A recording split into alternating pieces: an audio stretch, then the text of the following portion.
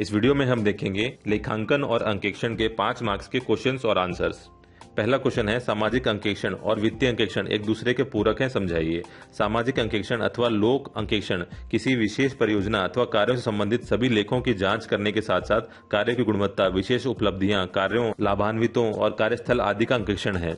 वित्तीय अंकेक्षण में धन का सही उपयोग का निरीक्षण होता है, जबकि सामाजिक अंकेक्षण में धन के सही उपयोग के साथ साथ यह भी देखा जाता है कि उस धन के खर्च का क्या प्रभाव हुआ है। सामाजिक अंकेक्षण, वित्तीय अंकेक्षण एक दूसरे के पूरक हैं। सामाजिक अंकेक्षण एवं वित्तीय अंकेक्षण कार्य की सही तस्वीर प्रस्तुत करते हैं। अगला क्वेश्चन है, सामाजिक अंकेक्षण के समाज के लिए लाभ बताइए। सामाजिक अंकेक्षण स्थानीय सहभागी आयोजन में समुदाय को प्रशिक्षित करता है। सामाजिक अंकेक्षण स्थानीय लोकतंत्र को बढ़ावा देता है। सामाजिक अंकेक्षण समाज के वंचित वर्गों को फायदा पहुंचाता है। यह सामूहिक निर्णय निर्माण, साझा उत्तरदायित्व को बढ़ावा देता है। यह मानव संसाधन एवं सामाजिक पूंजी को विकसित करता है। अगला क्वेश्चन है, वित्तीय विवरण विश्लेषण से आप क्या समझते हैं, इसकी प्रक्रिया समझाइए।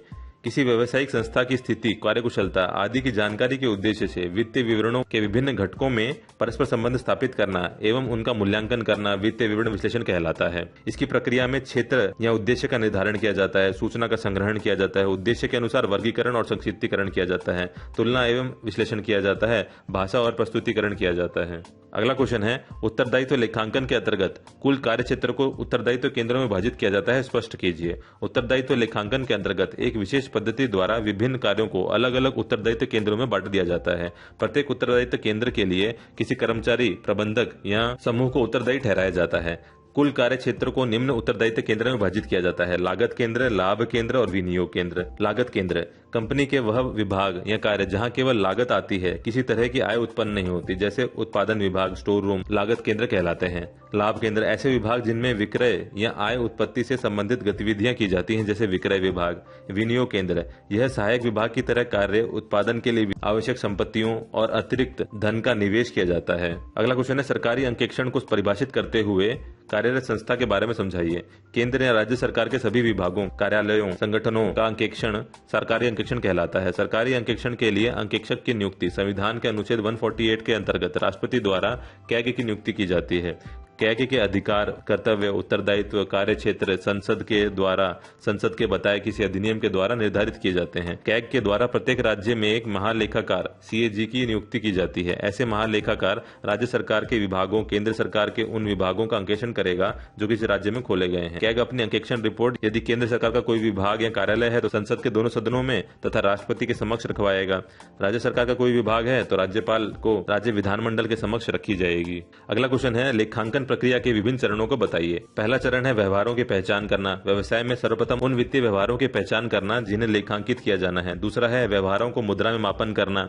इस चरण में व्यवसायों में होने वाले व्यवहारों का मापन मुद्रा में किया जाता है। ऐसे व्यवहार जिन्हें मुद्रा में मापा नहीं जा सकता, उनका लेखा नहीं किया जाता है। अगला है अभिलेखन या रिकॉर्डिंग। इस चरण में व्यवसाय से संबंधित विभिन्न वित्तीय व्यवहारों को प्रारंभिक पुस्तक, जर्नल, रोजना मचा, सहायक बहियों में लेखांकन सिद्धांतों के अनुसार दर्ज किया जाता है। अगला चरण है वर्गीकरण एवं खतौनी, क्लासिफिकेशन एंड पोस्टिंग। इस चरण में लेखांकन की प्रधान पुस्तक खाता बही में प्रत्येक मद के शीर्षवार खाते खोलकर खतौनी की जाती है एवं योग से लगातार खातों के शेष ज्ञात किए जाते हैं। अगला है सारांश लेखन। इस चरण में तलपट, लाभ हानि खाता, स्थिति विवरण, चिट्ठा तैयार किया जाता है। अगला है निर्वचन और विश्लेषण। इस चरण में वित्तीय विवरणों का विश्लेषण एवं निर्वचन किया जाता है। अगला है संप्रेषण यानी कम्युनिकेशन। इस चरण में सारांशित, विश्लेषित एवं निर्वाचित वित्तीय विवरणों को लेखांकन सूचना के रूप में विभिन्न उपयोगकर्ता को निर्णयन हेतु संप्रेषित किया जाता है। अगला क्वेश्चन है, वित्तीय विवरण विश्लेषण की प्रमुख तकनीकों का उल्लेख करें। वित्तीय विवरण विश्लेषण व्यवसायिक इकाइयों की संपत्ति, देयताओं, समता, संचय की पूर्ण जानकारी रखता है। इसके प्रमुख प्रकार निम्नलिखित हैं। प्रतिनिध्यात्मक विश्लेषण, इसे अंतफर्म तुलना करना कहते हैं। समय श्रृंखला विश्लेषण, इस पद्धति में वित्तीय विवरण की विभिन्न पदों के बीच संबंध स्थापित किए जाते हैं। तीसरा है श्रृंखला विश्लेषण। यह वित्तीय विश्लेषण दो या दो से अधिक इकाइयों की विशेषताओं की तुलना के लिए किया जाता है। अगला क्वेश्चन है, सरकारी योजनाओं को कार्य रूप देने में सामाजिक लेखांकन का महत्व बताइए। सामाजिक लेखांकन द्वारा देश, प्रदेश, उपखंड, छोटे स्तरों पर सभी प्रकार के डेटा उपलब्ध होते हैं, जिसका वैज्ञानिक विश्लेषण करके सरकार द्वारा द्वारा क्षेत्र विशेष या वर्ग विशेष के लिए योजनाओं की रूपरेखा का क्रियान्वयन एवं परिणामों का आकलन करना आसान हो जाता है। इससे योजनाओं को लागू करने में सहूलियत होती है। अगला क्वेश्चन है, सरकारी अंकेक्षण की कार्य विधि को विस्तृत रूप में समझाइए। सरकारी अंकेक्षण का कार्य सरकारी अंकेक्षक द्वारा संपन्न किया जाता है, जिसमें वह कार्य क्षेत्र का निर्धारण करता है, कार्यक्रम बनाता है, तय करता है कि अंकेक्षण का कौन सा कार्य किस व्यक्ति द्वारा किया जाएगा। इसके पश्चात लेखा पुस्तकों की गहन जांच कर त्रुटियों का पता लगाता है तथा भौतिक सत्यापन करके अपनी रिपोर्ट निर्दिष्ट संस्था को देता है। अगला क्वेश्चन है, शून्य आधारित बजट प्रणाली के गुण दोष का उल्लेख कीजिए। गुण: शून्य आधारित बजट में संसाधनों का आवंटन कुशलतापूर्वक होता है, फिजूल खर्चा नियंत्रित रहता है, पुराने और अकुशल संसाधनों की पहचान हो जाती है, अर्थव्यवस्था की क्रियात्मक कार्यक्षमता में वृद्धि होती है। दोष: यह बहुत ही खर्चीली और समय वाली प्रक्रिया है। यह लघु अवधि योजनाओं को बढ़ावा देती है, जिससे अनुसंधान और विकास प्रभावित होते हैं। अगला क्वेश्चन है, निष्पादन बजट विकास में किस प्रकार सहायक है, विस्तृत रूप में समझाइए। निष्पादन बजट प्रणाली एक जिम्मेदार सरकार का जनता द्वारा तार्किक गुण विवेचन करने हेतु स्पष्ट सूचनाएं उपलब्ध कराकर जनसंपर्क में सुधार लाती है। एक प्रगतिशील बजट प्रणाली के रूप में कल्याणकारी पहलू गतिविधि के आधार पर निर्धारित कार्यभारों के क्रियान्वयन में नागरिकों की अर्थपूर्ण भागीदारी को बढ़ावा देता है और विभिन्न विभागों की वैज्ञानिक समीक्षा में सुधार लाती है। अगला क्वेश्चन है, अंकेक्षण के उद्देश्य और इसके सामाजिक प्रभावों का उल्लेख कीजिए।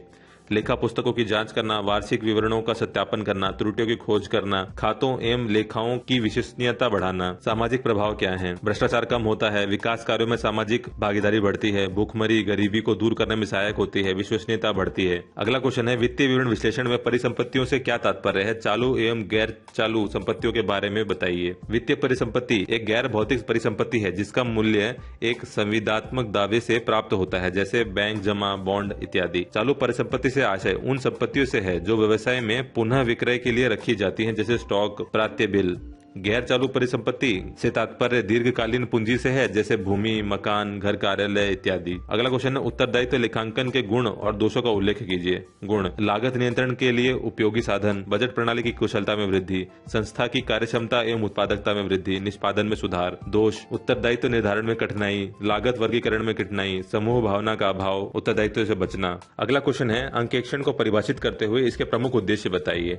अंकेक्षण किसी संस्था के वित्तीय विवरणों की स्वतंत्र व निष्पक्ष जांच है, जिसके द्वारा अंकेक्षक अपनी राय प्रकट करता है कि वित्तीय विवरणों में दी गई सूचना सत्य या उचित है या नहीं। इसके प्रमुख उद्देश्य निम्न है: वित्तीय योजनाओं की स्वतंत्र एवं निष्पक्ष जांच करना, छल कपट व अनियमितताओं का पता लगाना, त्रुटियों का पता लगाना, कानून की पालना सुनिश्चित करना, कमजोर क्षेत्रों का पता लगाना।